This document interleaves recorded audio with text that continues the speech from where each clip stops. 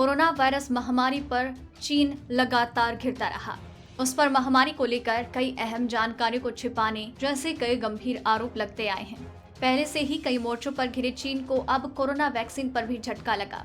Brazil, Cambodia जैसे देशों ने, जिन्होंने चीन से या तो टीका खरीद लिया था या फिर उन्हें ऑफर किया गया था, उन्होंने भारत का रुख किया है। ये देश भारत की एस्ट्राजेनेका वैक्सीन की मांग कर रहे हैं। मालूम हो कि चीन की कोरोना वैक्सीन के सुरक्षित होने पर भी सवाल खड़े होते रहे हैं। कोरोना वैक्सीन की कमर्शियल सप्लाई और अनुदान सहायता के लिए भारत को लगातार अनुरोध मिल रहे हैं। ये तब से और बढ़ गया जब से भारत सरकार ने 7 पड़ोसी देशों के लिए कोविशील्ड की 50 लाख खुराकें निकाली हैं। इस वैक्सीन को भारत के सीरम इंस्टीट्यूट ऑफ इंडिया द्वारा ऑक्सफोर्ड एस्ट्राजेनेका की मदद से बनाया गया है। भारत ने ब्राजील को कमर्शियल सप्लाई के रूप में शुक्रवार को टीके के 20 लाख डोज दिए। वहां एस्ट्राजेनेका वैक्सीन और सिनो वैक्सीन के बीच राष्ट्रपति जायर बोल्सोनारो और कई राज्यपालों के बीच मतभेद है।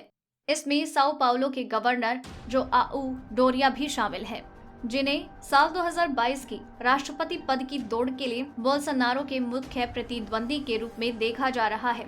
बोल्सोनारो ने 8 जनवरी को प्रधानमंत्री नरेंद्र मोदी को कोविशील्ड की 20 लाख खुराकों को भेजने में तेजी लाने के लिए लिखा था, क्योंकि उन्हें उसी सप्ताह राष्ट्रपति महल से टीकाकरण अभियान शुरू करने की उम्मीद थी। हालांकि उस समय भारत को अपना टीकाकरण अभियान शुरू करना था और अधिकारी वैक्सीन अनुदान और कमर्शियल सप्लाई शुरू करने को लेकर काम कर रहे थे। डोरिया ने बाद में कोरोना वैक के साथ टीकाकरण अभियान की शुरुआत की और ब्राजील ने अपनी इस मुहिम में 23 करोड़ जनता को शामिल करने की योजना बनाई। इस पूरे मामले से वाकिफ सूत्रों ने नाम न बताने की शर्त पर कहा कि ब्राजील का इरादा एस्ट्राजेनेका वैक्सीन के खरीदने और बनाने का है। वहीं इंडोनेशिया, जिसे चीन की कोरोना वैक की 30 लाख डोज मिल चुकी है, वो भी भारत से एस्ट्राजेनेका की वैक्सीन खरीदने की योजना बना रहा है।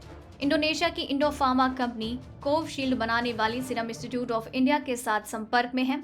मामले से जानकार एक शख्स ने कहा, उम्मीद है ये जल्द ही मिल जाएगी। इसके अलावा सोमवार को कंबोडियाई प्रधानमंत्री हुन सेन ने भारतीय दूत देवयानी खोबरागड़े के साथ एक बैठक के दौरान भारत से वैक्सीन सहायता के लिए अनुरोध किया। नोम पेह के अधिकारियों ने कहा है कि देश कोविशील्ड और कोवैक्सीन दोनों में रुचि रखता है, जिसे भारत बायोटेक द्वारा बनाया गया है क्योंकि वो कंबोडिया के तापमान के लिए उपयुक्त है। मालूम हो कि चीन कंबोडिया का सबसे बड़ा समर्थक रहा है और लगातार कर्ज मुहैया कराता रहा है।